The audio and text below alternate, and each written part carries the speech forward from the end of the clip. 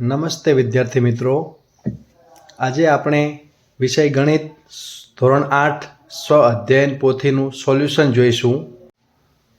પ્રકરણ 1 સમય સંખ્યાઓ. પ્રથમ વિકલ્પો છે. પ્રશ્ન 1, યોગ્ય વિકલ્પ પસંદ કરી જવાબ આપો. 1, શૂન્યના છેદમાં 1 ની વ્યસ્ત સંખ્યા કઈ છે? તો અહીં અંશ અને છેદ નું સ્થાન બદલાશે, તેથી શૂન્ય એ છેદમાં આવશે. હવે જેના છેદમાં શૂન્ય હોય તેવી કોઈ સંખ્યા અસ્તિત્વમાં હોય જ નહીં, તેથી 0/1 ની વ્યસ્ત સંખ્યા એ અવ્યાખ્યાયિત છે.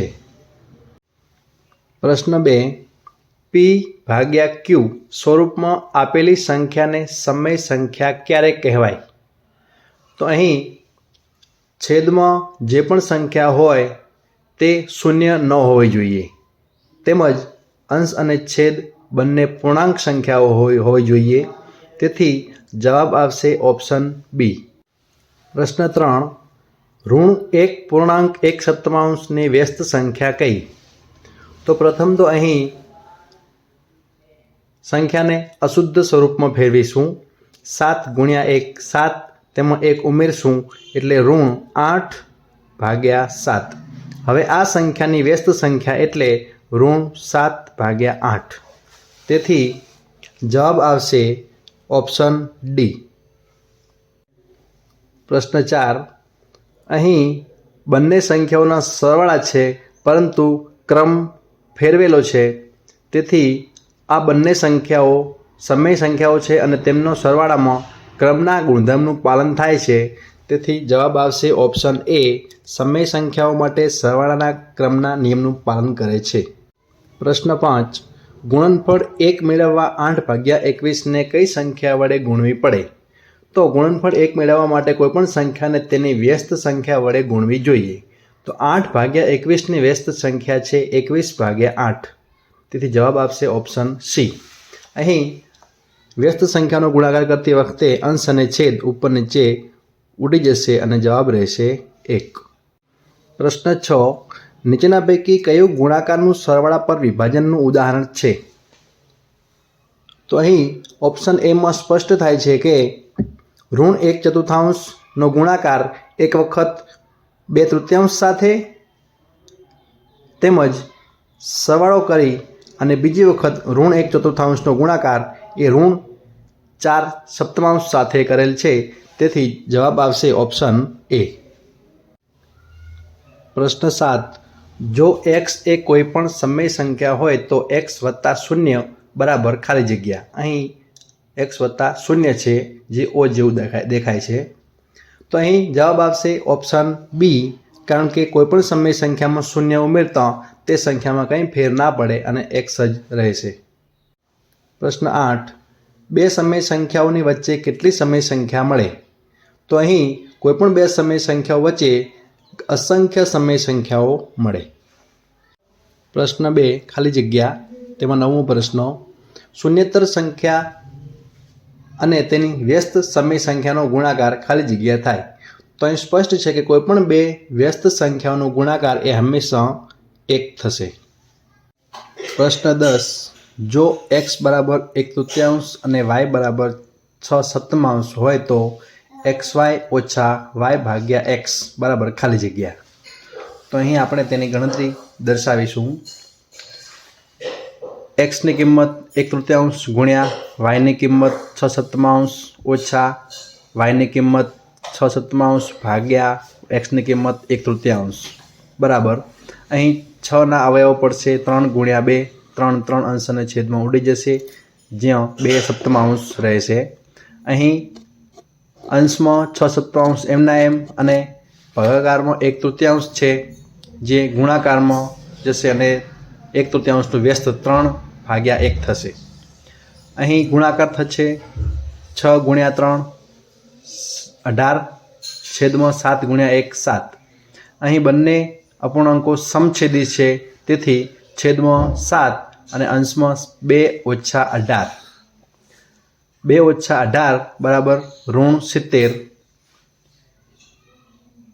ઋણ 16/7 બરાબર, જેને મિશ્ર અપૂર્ણાંકમાં ફેરવીશું તો 7 × 2 14, 14માં 2 ઉમેરશું તો 16 થશે. તો જવાબ આવશે ઋણ 2.2.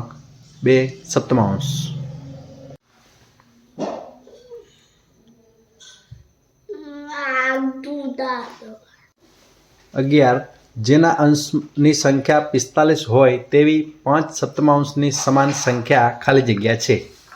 તો અહીં 5/7 અંશમાં 5 છે તો 45 રાખવા માટે 5ને 9 વડે ગુણવા પડશે. તો 9×5 = 45. છેદમાં પણ 9 વડે ગુણવા પડશે. તેથી અંશમાં 45 અને છેદમાં 9 અને 7નો ગુણાકાર 63. તો 45/63 એ 5/7 સમાન સંખ્યા થશે અને જેના અંશમાં 45 હશે. 12 2/5 ગુણ્યા -4/9 વ્યસ્ત સમય સંખ્યા. તો અહીં ઋણ ચિહ્ન રહેશે. 9 અને 5નો ગુણાકાર 45 છેદમાં છે તે અંશમાં જશે અને 4 અને 2નો ગુણાકાર 8 જે છેદમાં આવશે. તો સંખ્યા -45/8 રહેશે. 13. ઋણ સમય સંખ્યાની વિરોધી સંખ્યા હંમેશા ધન મળશે. 14 1/5 ગુણ્યા (2/7 + 3/8). તો અહીં 1/5નો ગુણાકાર 2/7 સાથે છે. તો હવે સરવાળો અને 1/5નો ગુણાકાર એ 3/8 સાથે થશે.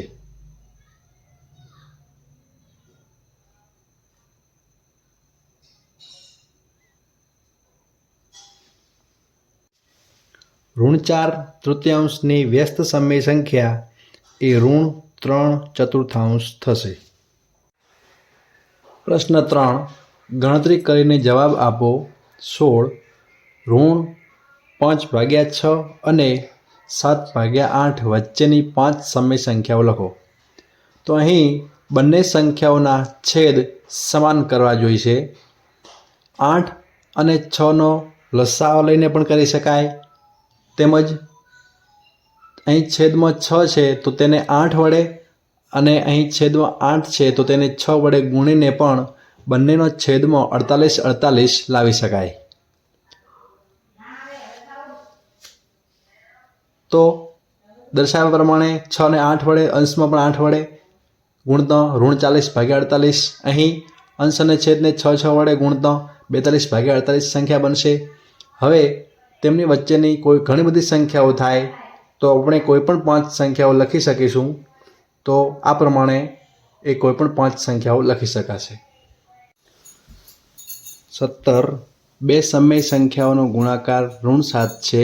જો એક સમય સંખ્યા ઋણ 10 હોય તો બીજી સમય સંખ્યા શોધો.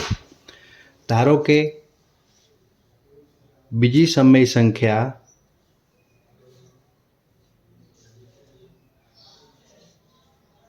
x છે. તેથી એક સમય સંખ્યા ઋણ 10 અને બીજી સમય સંખ્યા x બંનેનો ગુણાકાર અહીં ઋણ 7 આપેલ છે. તેથી આવું સમીકરણ બનશે. હવે xને કરતા બનાવીશું તો ઋણ 7ના છેદમાં ઋણ 10 આવશે. અહીં ઋણ 10 એ xના ગુણાકારમાં છે. તેથી 7ના છેદમાં આવશે. અંશ અને છેદમાંથી ઋણ ચિહ્ન કેન્સલ. તેથી x બરાબર 7/10 એ જવાબ.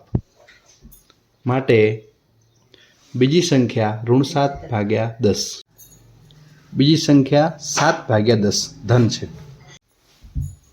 18 યોગ્ય ગોઠવણી કરીને સરવાળો મેળવો. તો અહીં છેદ સમાન છે તેવા અપૂર્ણાંકોને પાસે પાસે લખીશું.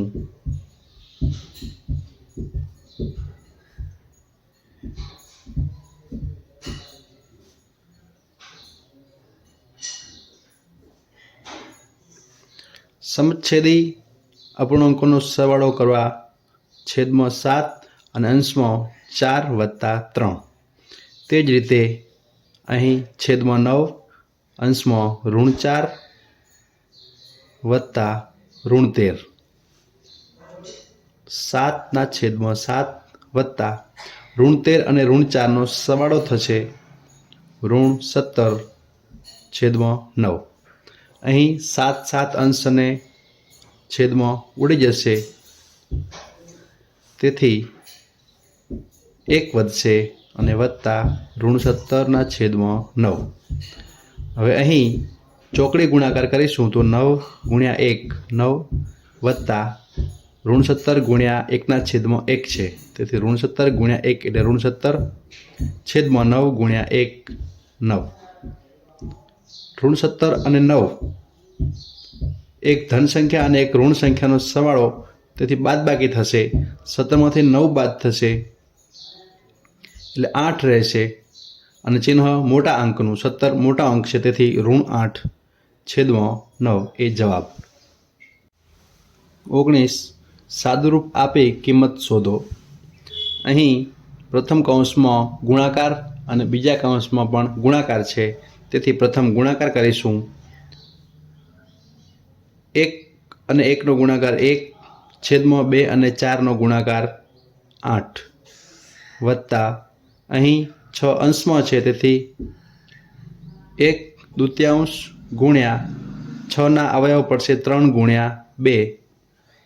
2 અંશ અને છેદમાં ઉડી જશે, તેથી 1/8 વત્તા અહીં 3 ગુણ્યા 1 એટલે કે 3 જ રહેશે.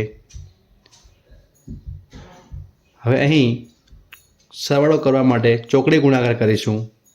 3 છેદમાં 1 હોય 1 ગુણ્યા 1 1 વત્તા 8 ગુણ્યા 3 24 છેદમાં 8 ગુણ્યા 1 એટલે કે 8 બરાબર જવાબ રહેશે 25 છેદમાં 8. જેને મિશ્ર અપૂર્ણાંકમાં ફેરવવું હોય તો 8 તરી 24, 24માં 1 ઉમેરો તો 25 થશે, એટલે જવાબ 3.1 અથવા 25/8 રહેશે. 20 x બરાબર -1/3, y બરાબર 2/3, z બરાબર 3/4 માટે x કૌંસમાં y વત્તા z બરાબર x ગુણ્યા y વત્તા x ગુણ્યા z ચકાસો. તો અહીં x, y, zની કિંમતો લઈ અને આ બરાબરની ડાબી બાજુ અને જમણી બાજુ બંનેની કિંમતો ચકાસીએ. ડાબી બાજુ બરાબર x કૌંસમાં y વત્તા z. હવે આપણે અહીં x, y અને zની કિંમતો મૂકશું. -1/3 કૌંસમાં yની કિંમત 2/3 વત્તા zની કિંમત 3/4.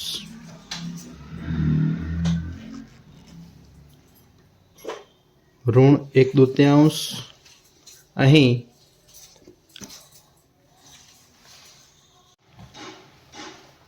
અહીં ક્રોસ ગુણાકાર થશે.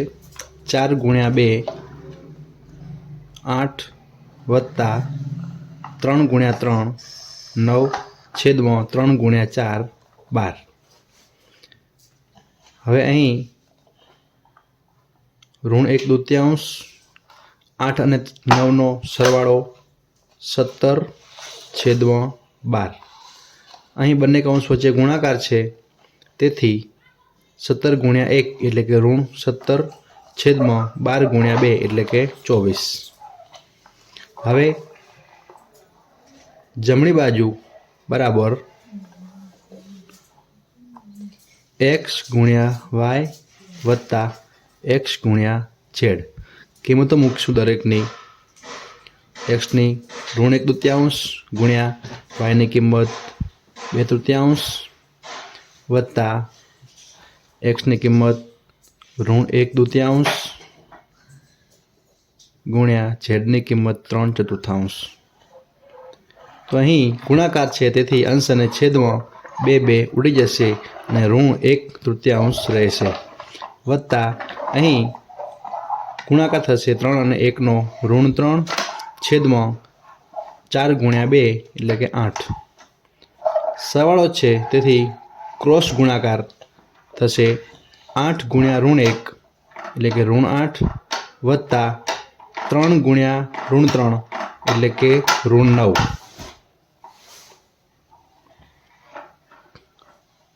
છેદમાં 8 ગુણ્યા 3 એટલે કે 24 બરાબર ઋણ 9 વત્તા ઋણ 8 તેમનો સરવાળો થશે ઋણ 17 છેદમાં 24. તો અહીં ડાબી બાજુની કિંમત અને જમણી બાજુની કિંમત એક સમાન મળે છે એટલે લખી શકાશે કે માટે ડાબી બાજુ બરાબર જમણી બાજુ અને માટે x કૌંસમાં y વત્તા z બરાબર x ગુણ્યા y વત્તા x ગુણ્યા z. 21 સાદુરૂપ આપો 3/7 ગુણ્યા 28 ભાગ્યા 15 ભાગ્યા 14 ભાગ્યા 5. તો અહીં ભાગાકાર છે તેને ગુણાકાર સ્વરૂપે લખશું તો 14 ભાગ્યા 5 જે છે તેનું વ્યસ્ત થઈ જશે એટલે કે 5 ભાગ્યા 14. હવે અહીં અવયવ પાડી 28 14 અને 15ના અને અંશ અને છેદ ઉડશે 3/7 ગુણ્યા 14ના અવયવ 28ના અવયવ 14 આવે એ પ્રમાણે 14 ગુણ્યા 2 એટલે 28 છેદમાં 15ના અવયવ પડશે 3 ગુણ્યા 5 ગુણ્યા 5 છેદમાં 14. 14 અંશ અને છેદમાં ઉડશે 5 5 અને 3 3. તો બાકી રહેશે અંશમાં માત્ર 2 અને છેદમાં માત્ર 7. તો 2/7 એ જવાબ રહેશે. 22 સાદુરૂપ આપવાનું છે 3/7 વત્તા ઋણ 2 ભાગ્યા 21 ગુણ્યા ઋણ 5 ભાગ્યા અહીં 6ના 3 ગુણ્યા 2 એમ અવયવ પડશે. અંશ અને છેદમાં 2 ઉડી જશે કારણ કે અહીં ગુણાકાર છે. બાકી રહેશે 3/7 ગુણ્યા ઋણ એટલે ધન 5 ગુણ્યા 1 એટલે 5 છેદમાં 21 ગુણ્યા 3 એટલે 63. હવે અહીં છેદમાં બંને અપૂર્ણાંકોમાં 63 લાવવા માટે 7ને એ 9 વડે ગુણતા 63 થશે. તેથી અંશમાં પણ 9 વડે ગુણવા પડશે. તો અંશમાં 3ને 9 વડે ગુણતા 27 છેદમાં 9 ગુણ્યા 7 63 વત્તા 5 ભાગ્યા 63. અહીં બંને અપૂર્ણાંક સમછેદી છે તેથી તેમનો સરવાળો કરવા માટે છેદમાં એક જ વખત 63 અને અંશોનો સરવાળો થશે 27 વત્તા 5 બરાબર 32 છેદમાં 63 જવાબ રહેશે. 23 19 ભાગ્યા 4 મીટર લાંબા તારની કિંમત ₹171 ભાગ્યા 2 હોય તો 1 મીટર લાંબા તારની કિંમત કેટલી થાય? તો અહીં ત્રિરાશિ મૂકવી જોઈશે.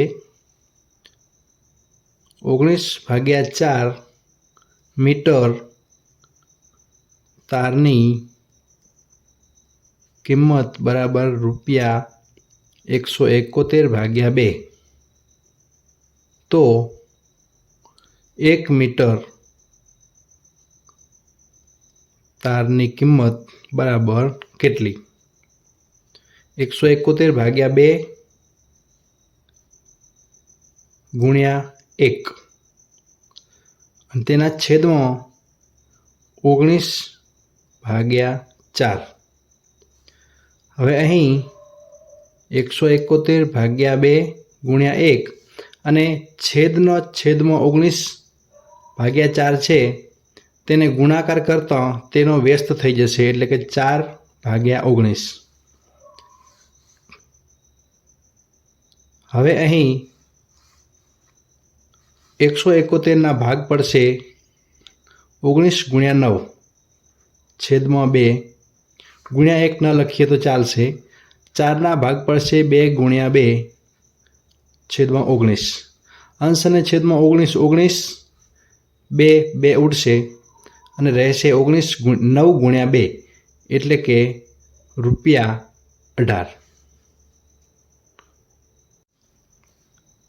માટે 1 મીટર તારની કિંમત ₹18. 24 ઋણ 1/3 વ્યસ્ત અને વિરોધી સંખ્યાઓનો ગુણાકાર. તો અહીં પ્રથમ ઋણ 1/3 વ્યસ્ત સંખ્યા તો ઋણ 3/1 થશે, જ્યારે ઋણ 1/3 વિરોધી સંખ્યા એ ધન 1/3 થશે. હવે આ બંનેનો ગુણાકાર જોઈએ તો ઋણ 3/1 ગુણ્યા 1/3. તો અહીં અંશ અને છેદમાં 3 ઉડી જશે, તો અહીં પણ ઋણ 1 રહેશે અને અહીં રહેશે ધન 1. તે બંનેનો ગુણાકાર એ ઋણ 1 થશે. 25 ઋણ 1.1/8 વ્યસ્ત સમય સંખ્યા શોધો. તો અહીં સૌપ્રથમ ઋણ 1/8 એ મિશ્ર અપૂર્ણાંક છે, જેને અશુદ્ધ અપૂર્ણાંકમાં ફેરવતા 8 ગુણ્યા 1 એટલે 8, 8 વત્તા 1 એટલે કે 9/8 અને ઋણ ચિહ્ન એમ જ રહેશે. હવે ઋણ 9/8 વ્યસ્ત સમય સંખ્યા બરાબર ઋણ અંશમાં 8 અને છેદમાં આવશે 9. 26 0 અને 1 વચ્ચે આવતી 5 સમય સંખ્યા શોધો.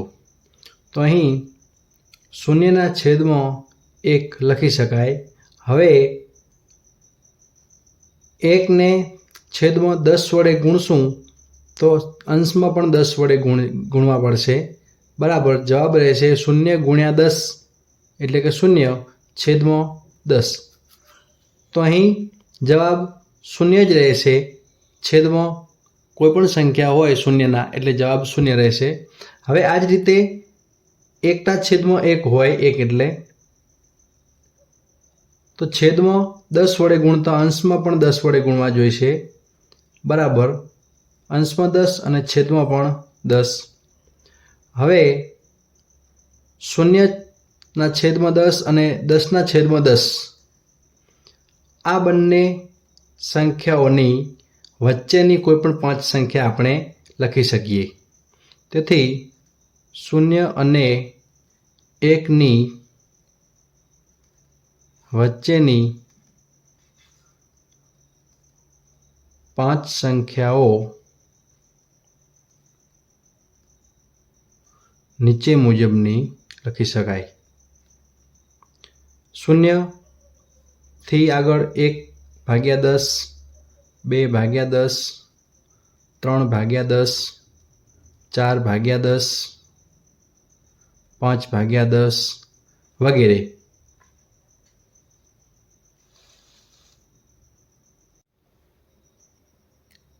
27 એક ખેડૂતને 49.4 હેક્ટર ક્ષેત્રફળ ધરાવતું ખેતર છે. તે આ ખેતરને તેના એક દીકરા અને 2 દીકરીઓ વચ્ચે સમાન ભાગે વહેંચવા માંગે છે. તો દરેકના ભાગે આવતા પ્રદેશનું માપ શોધો. તો અહીં જે જમીન છે તેનું એક દીકરા અને 2 દીકરીઓ એટલે કે કુલ 3 ભાગમાં વહેંચણી કરવાની છે.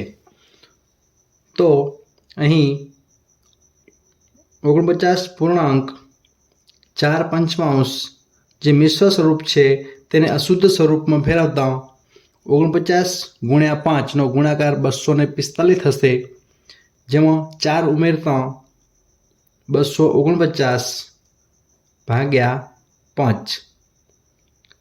આટલી જમીનના આપણે 3 ભાગ કરવાના છે.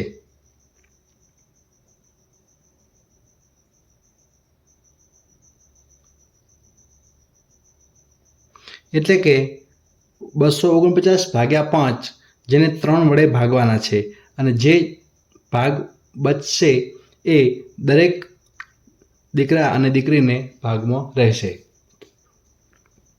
તો આપણે 249/5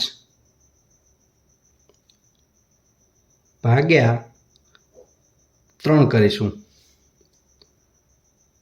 અહીં 3/1 લખી શકાય. હવે 249 ભાગ્યા 5 ભાગાકાર છે તેને ગુણાકાર સ્વરૂપે લખતા 3/1 છે જેનું વ્યસ્ત થઈ જશે એટલે કે 1/3 થઈ જશે. હવે 249 તેના ભાગ પડશે 83 × 3. તમે 3 વડે 249ને ભાગીને પણ ચેક કરી શકો છો. ભાગ્યા 5 ગુણ્યા 1/3. અંશ અને છેદમાં 3 ઉડી જશે, વચ્ચે ગુણાકાર છે તેથી. તો જવાબ રહેશે 83/5 હેક્ટર.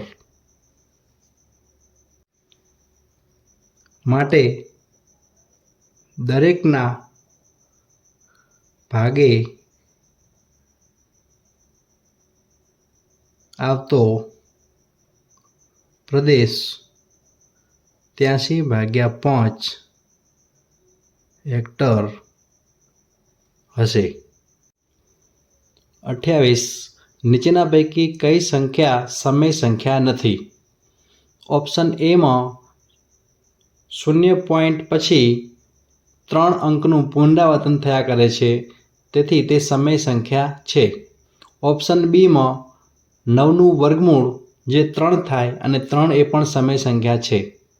ઓપ્શન સીમાં 0/5 બરાબર 0 થશે અને 0 એ પણ સમય સંખ્યા છે. ઓપ્શન ડીમાં દશાંશ ચિહ્નની પાછળ કોઈ ચોક્કસ અંકોનું પુનરાવર્તન થતું નથી તેથી ઓપ્શન ડીમાં જે સંખ્યા છે તે સમય સંખ્યા નથી અને જવાબ રહેશે ઓપ્શન ડી. 29 નીચેના પૈકી કયું વિધાન સાચું નથી? તો અહીં ઓપ્શન એ દરેક સમય સંખ્યા એ પૂર્ણ સંખ્યા છે એ વિધાન સાચું નથી એટલે કે જવાબ આવશે ઓપ્શન એ. કારણ કે સમય સંખ્યા એ પૂર્ણ સંખ્યા જ હોય એવું જરૂરી નથી. અપૂર્ણાંક સંખ્યા એ પણ સમય સંખ્યા હોઈ શકે અને અપૂર્ણાંક સંખ્યા એ પૂર્ણ નથી હોતી. ઓપ્શન બી, સી અને ડી જે સાચા છે.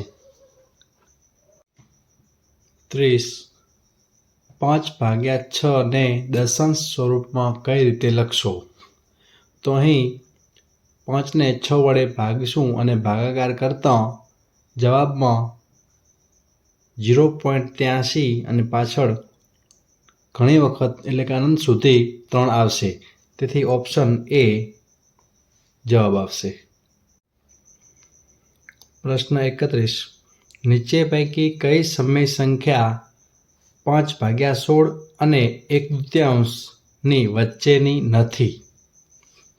તો અહીં સૌપ્રથમ 5/16 અને 1/2 જે બે સંખ્યાઓ છે તેમાં બંનેને સમછેદી બનાવતા 1/2ને અંશ અને છેદમાં 8 વડે ગુણતા તે 8 × 1 8 અને છેદમાં 8 × 2 એટલે કે 16. 8/16 અને 5/16 છે. અહીં બંને સમછેદી સંખ્યાઓ છે તેથી 8, 5 અને 8ની વચ્ચે 6 અને 7 આવશે તેથી 6/16 અને 7/16 એટલે કે ઓપ્શન એ અને બી એ બંને સંખ્યાઓની વચ્ચેની સંખ્યાઓ છે. અહીં 3 અષ્ટપાંશમાં 8ને 2 વડે અને અંશમાં પણ 2 વડે ગુણી અને 3 × 2 = 6 અને 8 × 2 = 16 એ પ્રમાણે સમછેદી એટલે કે 16 લાવેલ છે અને સમછેદી સંખ્યા બનાવેલ છે.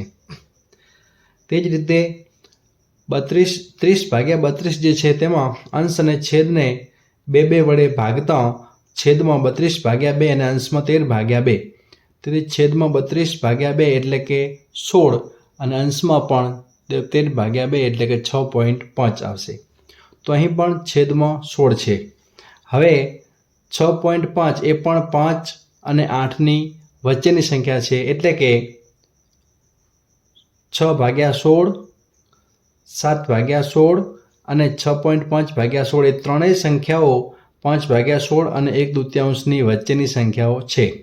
જ્યારે 4/16 એ સંખ્યા 5/16 અને 8/16ની વચ્ચે નથી. તેથી જવાબ આવશે ઓપ્શન સી, 1/4. 32. નીચે પૈકી કયો વિકલ્પ સમય સંખ્યાઓને ચડતા ક્રમમાં સાચી રીતે દર્શાવે છે? તો અહીં આપણે ઓપ્શનમાં આપેલ દરેક અપૂર્ણાંકને ભાગાકાર કરી અને દશાંશ અપૂર્ણાંકમાં ફેરવીશું.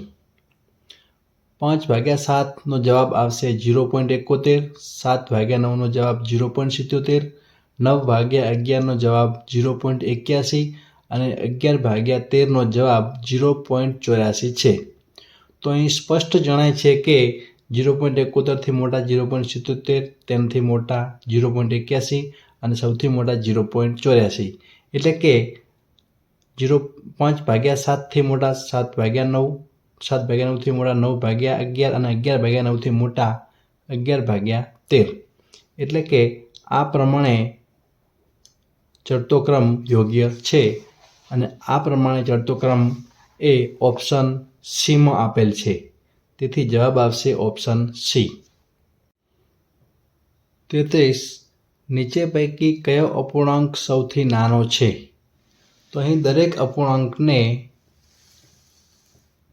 ભાગાકાર કરી અને દશાંશ અપૂર્ણાંકમાં ફેરવતા સૌથી નાનો જવાબ એ 3/5નો 0.60 આવે છે. તો અહીં 0.60 એ સૌથી નાની સંખ્યા છે. તેથી 3/5 એ સૌથી નાનો અપૂર્ણાંક છે અને જવાબ આવશે ઓપ્શન સી, 3/5. મિત્રો, આ વિડીયો આપને પસંદ આવે અને ઉપયોગી જણાય તો વિડીયોને લાઈક અને તમારા મિત્રોમાં શેર કરજો તથા આ યુટ્યુબ ચેનલને સબસ્ક્રાઈબ કરી દેજો, જેથી તમને આવા વિડીયો મળતા રહે.